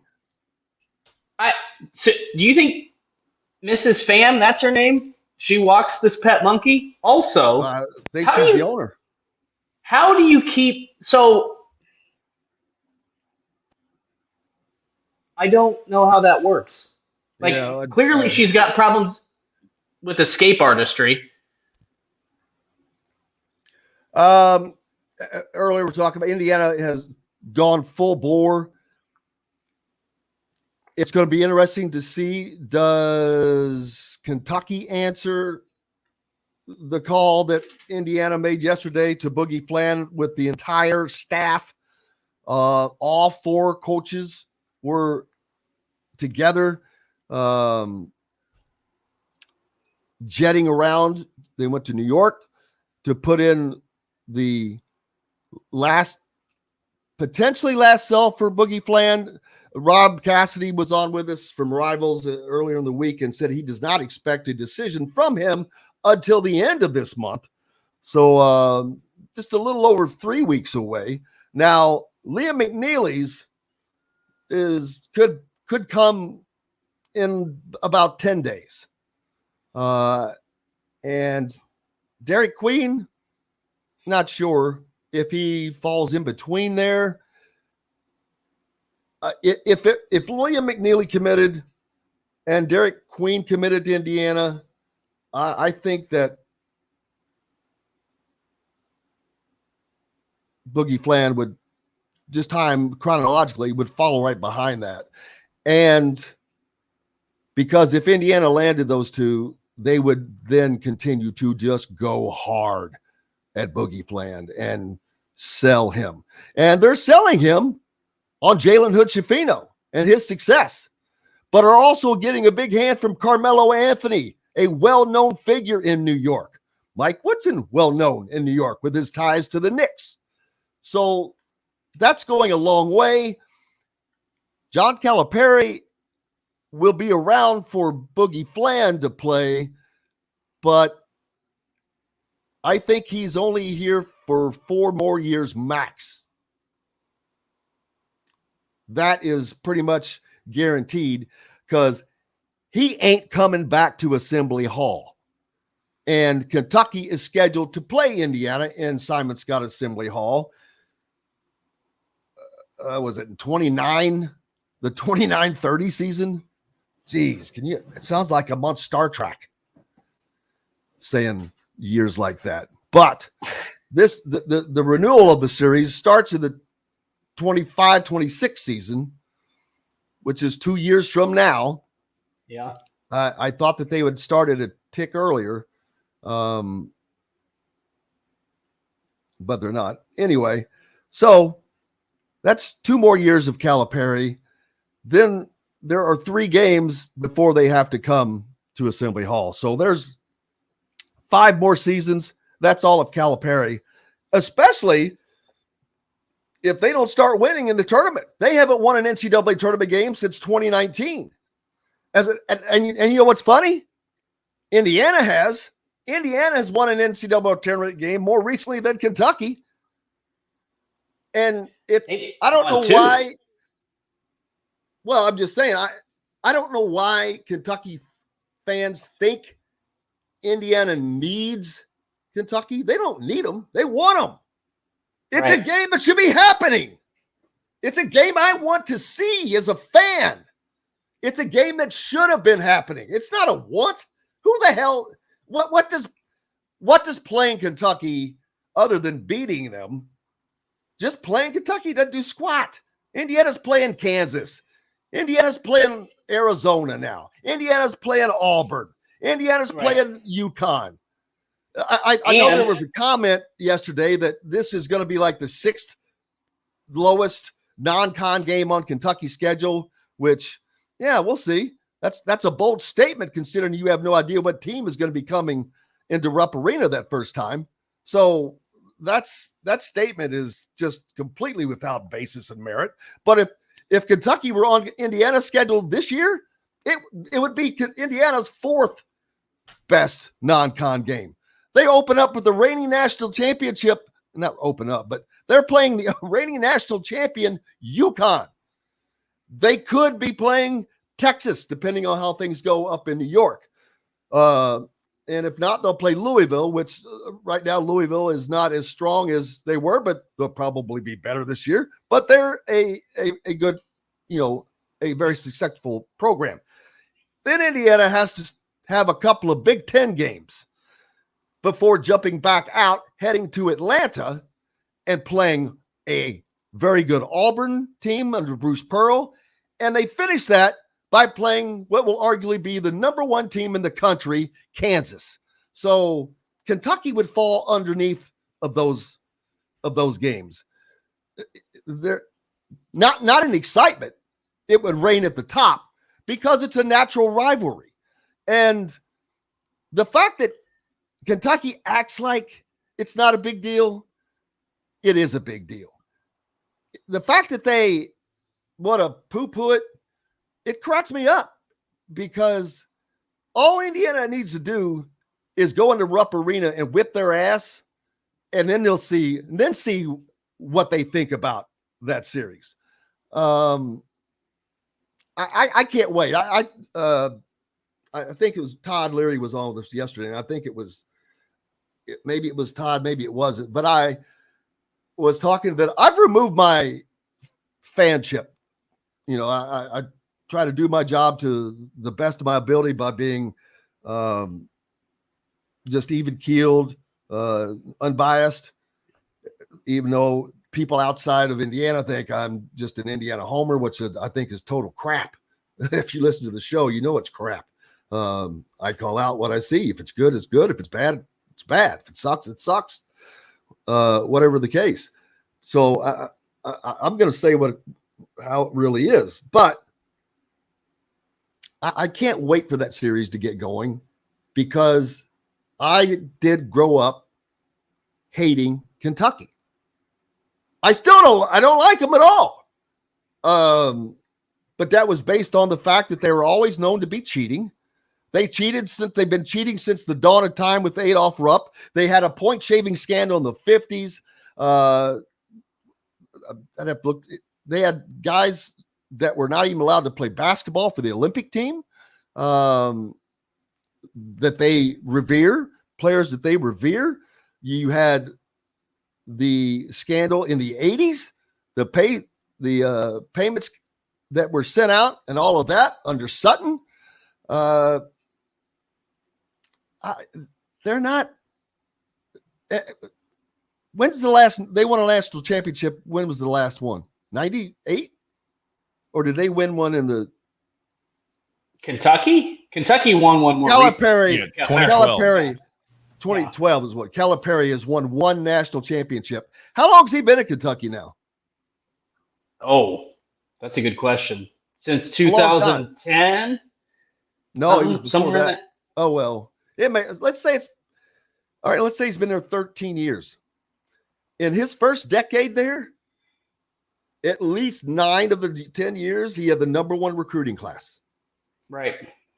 So, waste of talent. Can I say that I think both schools are dumb on this front in terms of that scheduling model? You said for a while, Jim, that you thought that it would be Assembly Hall would be the last game of that schedule because Calipari probably won't be there. Fine, whatever, don't care. Why is game 1, when this game has been on hiatus for over a decade now, why is game 1 not at Lucas Oil Stadium? Well, I disagree with you. Game 2 should be at Lucas Oil Stadium because you have to separate the Rupp games. You're not going to Rupp Arena back-to-back years. You're just not going to do that. They're already getting from a financial standpoint, I would do it. How's that? You're not gaining anything. You don't get any of the revenue. From Lucas Oil? No. From the game at Lucas Oil? No, I meant by going to Rupp. I think, well, yeah, for sure. But I'm saying that Lucas Oil, I think you could have a massive crowd if that was the first game. I mean, you probably are still going to have a good crowd. Don't get me wrong. It's Kentucky, Indiana. People are going to buy tickets. Well, here's what it should have been. If it was it game one, been two games. It should have been 2 games at Lucas Oil Stadium. Yes, you could have gone Lucas Oil, Rupp, Lucas Oil, Assembly Hall, or something along those lines. That right there is what it should have been, because you're right. How big would that first audience be? It would be. You'd have to say we're going to have to find out how big is this thing going to be, or you can make it. They set that the basketball does not go the length of the football field. It goes crossways, and now they can add or lower. I know this. I know this particular arena I'm already to mention isn't the size of a football stadium, but I think the second Rupp game should have been Freedom Hall in Louisville instead of at Rupp Arena. Obviously, that's the classic game, right? Wasn't that where they used to play? Yeah, that's where they played the Louisville game, which was cool. But the Yum Center is bigger, better. It holds 21,000. Now I agree with you, but you can't. That's technically it's not owned by University of Louisville, I don't think, but that is their home court. You couldn't do that, I don't think. The hell you couldn't. Kentucky plays there. Could you imagine if like Purdue and Notre Dame did a home game or did a neutral site game at Assembly Hall? I mean, I know it's not the exact same thing. This is different. Assembly Hall is an on-campus, university-owned arena. The Yum Center is a city property, not even on campus. It's on the river. So it's different. It's Louisville's home arena and all of that, but it is not owned by Louisville. It is owned by the city, and it's not on city property. So that's why that they are able to do so many things there with the NCAA and all that. You're never going to see an NCAA men's game at Assembly Hall. Here's a question. Would you, or not would you, who owns Freedom Hall? Is that the city of Louisville too? Yeah, it's because the state. The state. It's at the Kentucky State Fairgrounds. Because that's now Bellarmine's home floor, right? Yes. Do they play all of their games there, John? I believe so. I don't know that for a fact, but I do. Because their home arena only holds it holds less than Floyd Central. It holds like 2,500. Bellarmine's gym holds less than every school in the Hoosier Hills Conference. There is not a smaller gym in the Hoosier Hills Conference than Bellarmine than where Bellarmine played at Knights Hall on campus there. I mean, you've got Jeffersonville holds over 5,000. New Albany is like 4,500. I don't know them all, but much bigger. But yeah, I'm just excited the series is back. Indiana kind of got screwed, but let me tell you, that's the only way it could have got it was able to get done. So would you rather they have not done it? And Kentucky is also, I know, on that show that they were laughing that look what Indiana had to give away. You know what? They're willing to do that to get it started just because it's because of one jackass standing in the way by the name of John Calipari. He's just such a stubborn ass. And it's ridiculous. Right. The game is bigger than him. Who the hell is John Calipari? He's nobody. In my mind. I mean, seriously, not to be able to stand in front and stop something like that.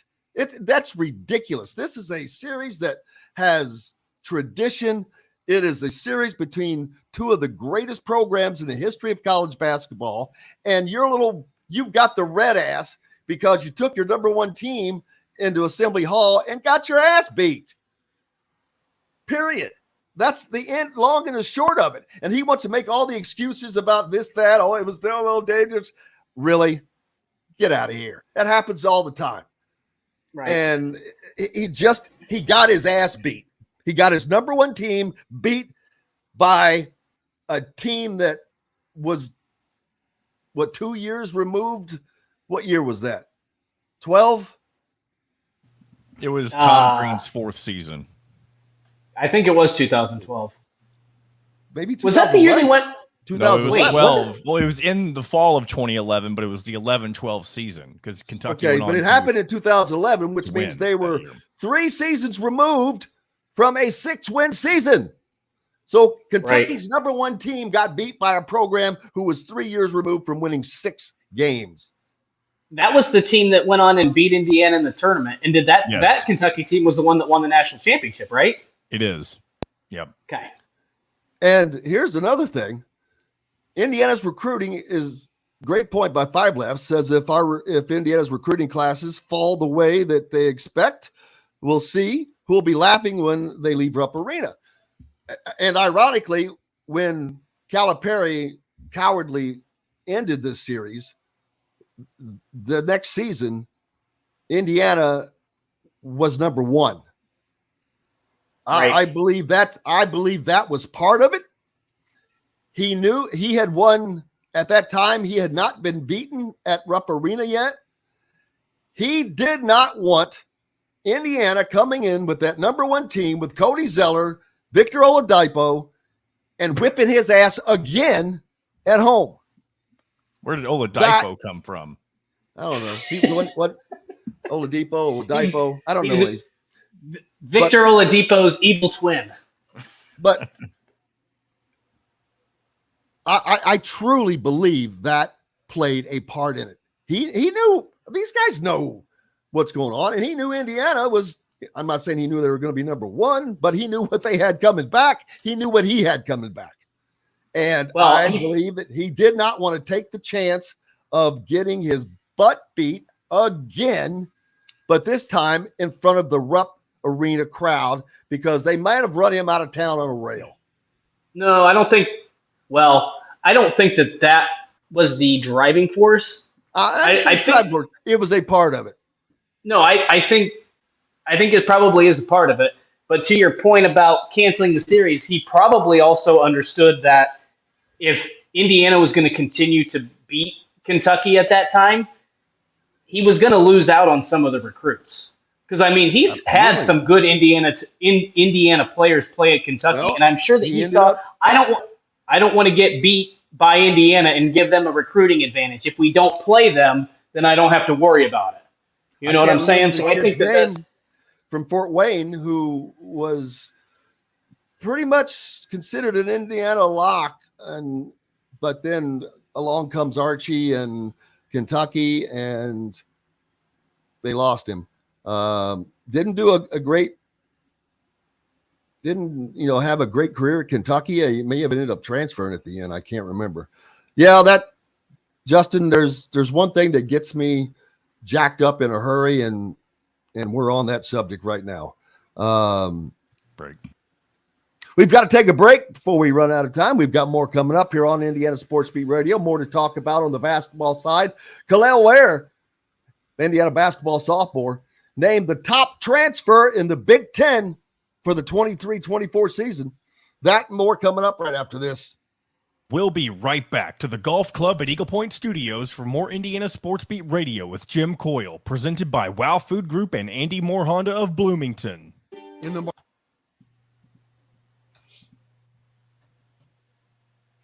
I know those Matt Jones comments fire people up, and maybe they mean what they say. I don't know.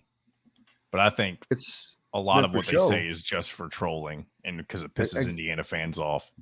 Oh, exactly.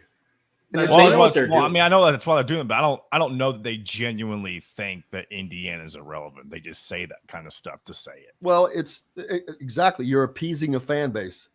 You're appeasing the one, Kentucky fans. You're poking another. That's entertainment.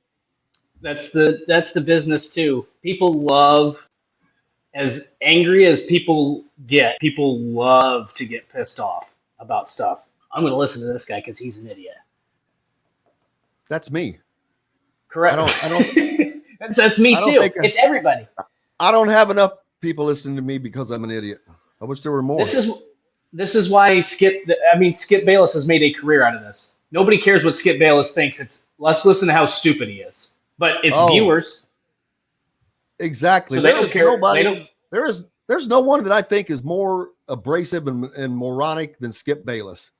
And you know what? But that's why people tune in, because it's not because of he's got great insight. It's because almost he's like an a idiot. character. It's almost like a character played on a TV show.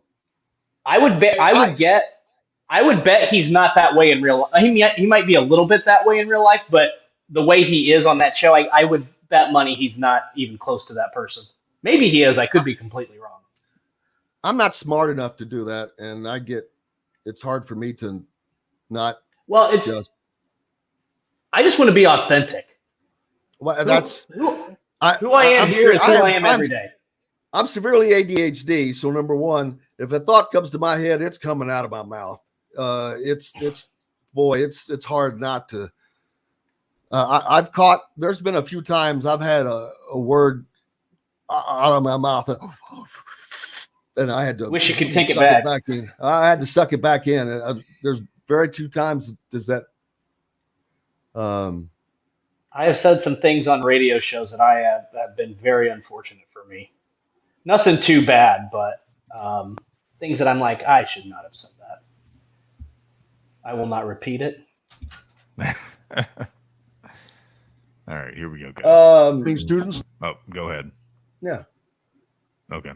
Play for the rest of 2023 for just $299. That's right. Play as many rounds as you like for just $299. That's better than a birdie. But you don't have to be a student to play at Eagle Point. Go online to set your tee time or call 812-824-4040. The Golf Club at Eagle Point in Bloomington. This segment is brought to you by Bubba's 33 in Clarksville and Evansville. Pizza, burgers, beer.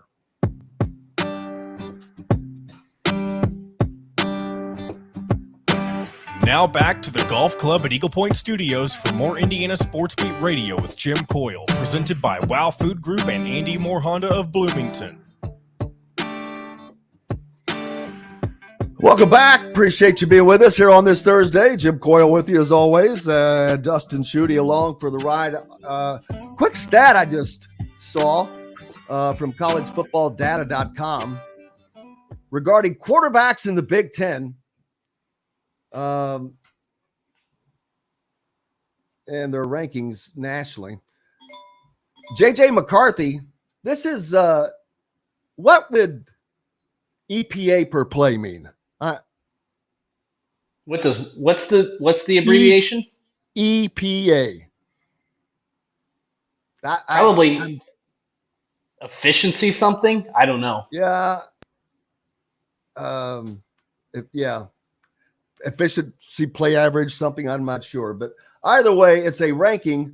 And in the Big Ten, you've got J.J. McCarthy at number 2 with Michigan, but then it drops to number 27 with Talia Tagovailoa at Maryland. Kyle McCord, 46th. That's why I'm not sold on Ohio State. And there's a good reason to back up what you said about Maryland. Next up, ironically, is Luke Altmaier from Illinois, who's 51st nationally. Their offense sucks. Couple points here I'm going to make. Number one, I think you said 51st. Oh, did I? 51st, rather. That's number one. Luke Altmaier is, if you watch Illinois play, Illinois' defense is not good. Luke Altmaier is good, but the rest of them not scoring any points. Correct. Their entire team is not good, but Luke Altmaier is a good quarterback. I did find out what EPA stands for, and no, it's not the Environmental Protection Act. Yeah. It is expected points added. It's an advanced football statistic that measures the impact of individual plays on the scoring potential of a drive. It calculates the difference between the expected points before and after a play, determining how much a specific play contributes to a team's overall scoring potential. All right. Well, here's a nice little tidbit for you. 1, 2, 3, 4, 5, 6. Guess who was number 6? Number 6 in the Big Ten and 64th in the country. Taven Jackson? No, a guy named Brendan Sorsby. Oh. Ding, ding. How about that? Ding, ding. Ding, ding. Who did Jim say at the start of the year? I went out on the limb and wasn't happy, but that is something that I am not going to be surprised that we don't see at Michigan. Forgive my ignorance on this, but is there something that Tom Allen said regarding Taven Jackson in which you would have made the switch from Brendan Sorsby to Taven after the second game? By the way, how many teams are in the Big Ten? 14. Taven Jackson is 18th in the Big Ten. That's not good. That means he's behind but obviously teams that have two different guys in front of him that have played back. Yeah, well, that's kind of hard. That's kind of hard to determine, though, because you might have a guy who comes in. Yeah, he's 160th in the country. So, just saying. This is what I've said, and this is not, and people disagree with me on this all the time, and it's fine. This is just my opinion. People say you need to have one quarterback. If you have two quarterbacks, you have no quarterbacks, all that stuff. I would use both of them. I think they both have strengths that could help Indiana's offense. I think Sorsby's you can probably open the playbook up. Tripping over my words. Open the playbook up a little more with Sorsby, and then for the more athleticism. To do that, I think that they will be more successful because how many times have you seen a Taven Jackson pass be just out of reach? Right. It's just not, the touch is just not there, and it's not saying he's not going to be a good quarterback. I just don't think he's ready to be the leader on that team. I think Brendan Sorsby just plays a little smarter. He does not look at all the negative yards Taven Jackson has from a rushing standpoint. I mean, I think he's negative for the year. That's not good. I mean, that part of that you can say, well, that means you're giving up sacks. Sorsby wasn't doing that. I think he's a positive in that category. But these are other numbers. I mean, but how far down Taven is, he's behind two Iowa quarterbacks. Not one, but two. That's not good. He's behind two quarterbacks from Nebraska. Two from Nebraska. He's behind everybody. And the only person he's not behind, and this has got to be horrible. How the hell is Northwestern even playing decent? How did they come back and do what they did against Minnesota when their quarterback, Ben Bryant, is ranked last in the Big Ten? And by last, he's 19th, which puts him behind even other people. But he's 162nd in the country. Crazy. It is crazy. I mean, this is what so again, I go back to the point. I would play both quarterbacks at this point. Indiana's number one got nothing to lose. Number two, they're not good enough to where playing two quarterbacks is going to make that big of a difference. Like, their offense has been anemic. Even against Akron, a really bad MAC team. I think you have to make a quarterback change. I don't even think you have. I mean, you can if you want. Andy doesn't agree, says that playing Sorsby would be a mistake. Keep the kid with the higher upside. Well, why is Sorsby not the higher upside? I think he's a better quarterback. And why would he not get better? Here's the other thing too. And I think, so I understand if you think I don't know. If people think that Taven has the higher upside, then that's perfectly fine. I don't, whatever. The problem is, Jim and listeners, Indiana's in a situation where they're not going to get recruited. They have to win now. The recruiting is going to continue to fall off. The transfer portal is going to continue to fall off if they don't find a way to win now. So while I agree with your point, with I don't even know who made the point about sticking with the guy with a higher upside. If Indiana was coming off an 8-4 season, then yeah, stick with the guy and build for the future. Totally fine. Indiana's in a position where they can't afford to do that. They have to win now. If they don't, it's just going to continue to derail. And you have to get playmakers. You have to get better on the offensive line. You have to get better at the skill positions. You have to get better defensively. And if you continue to lose, if you go 2-10 or 3-9, it doesn't matter who's playing quarterback. Didn't matter when Michael Penix was playing quarterback because nobody could block for his ass. And now he's the Heisman Trophy contender. Like you have to figure out a way to win. I don't care who has the higher upside. You can't stick with one guy if he's not winning you football games. Either play Sorsby, play both of them, mix up the offense. I don't care what you do, but you have to change something because if you don't win now, it's not going to matter. I want to get as simple as that. I want to get back to basketball, but last question is, there's a great question. Not only when is Dexter Williams ready, which could possibly, not that I've heard this, but it could possibly be after this bye week. Using it all the way up through the bye week, because Tom Allen said that before the season that he was on track. He was a little faster, and it could come at mid-season. Not sure we're quite at mid-season, so maybe not. But what happens when he comes back? I think they make him a part of the run game because he was really effective in that regard last year. So, and yes, it's impossible to know really. I did not think he looked miserable in the opener. I disagree that they looked miserable. First of all, he was playing against Ohio State. He was not playing against Indiana State. That's another thing. His start was against the third-ranked team in the country. Taven's start was against the 300th ranked team in the country. There's a big difference on how you look. Believe me. Well, and we can agree that the play calling against Ohio State was lethargic at best. And so I didn't disagree with it at the time, but I don't know how you can judge. I want to see Sorsby play I would love to see him play a full game against Rutgers and see how it looks. Again, you got nothing to lose. Why would you not open? I'm going to go on a tangent here, and I know we're running out of time. But at this point, why would you not try to see what you have? And maybe that's what Rod Carey's going to do. They've got to do something because you cannot.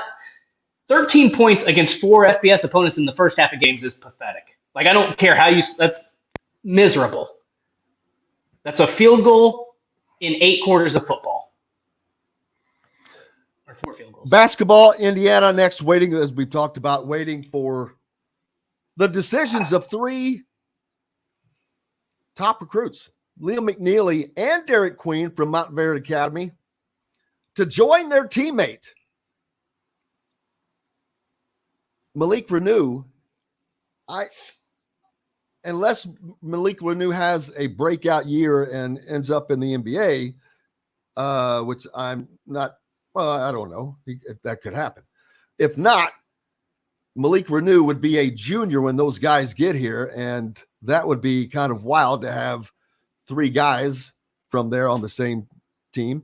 But I really believe they're in good shape for Boogie Fland. Mike Woodson wants to win this. Mike Woodson, and it's not about beating Kentucky, although that would just be the cherry on top, because now you would have beaten Kansas for Liam, Kentucky with Boogie, and Houston and Maryland, or Maryland specifically in conference for Derek Queen. Those are big wins.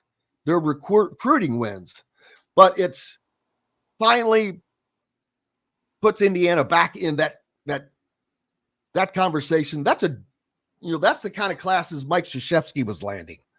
And Indiana needs to get that, because that will send a shot over the bow of every program in the country. So, man, it's been a blast today, as it always is when our man Dustin is with us. Boy, we could do this every day and have fun. But so thankful for you guys for joining us. Cannot tell you how much we appreciate you. For those of you who didn't get to catch all the show, you can always catch it on YouTube. Just go to @Indiana Sports Beat Radio, and you'll find it right there. Give myself a follow on Twitter @Jim Coyle ISB or @Schutte Dustin. I love the backwards. It's like Leary Todd. @Leary Todd. He's got backwards one too. Looking forward to some post-game basketball shows this year as well with the Todd father. So hope everybody had a great day, and thanks to John, the producer. Glad to have you back. Oh, happy birthday to RC, by the way. His birthday is today. So happy birthday to him. Thanks to John, producer, for keeping us between the white lines. Glad to have him back. We're back again tomorrow, John Boy. Who all's on the docket? It's going to be a lot. It's a lot of the usuals and a couple surprises. So you'll see tomorrow. All right. Well, wow. Perfect. Thank you, guys. Go out and have yourselves a good day. Until tomorrow, I'm Jim Coyle. I will see you on the radio.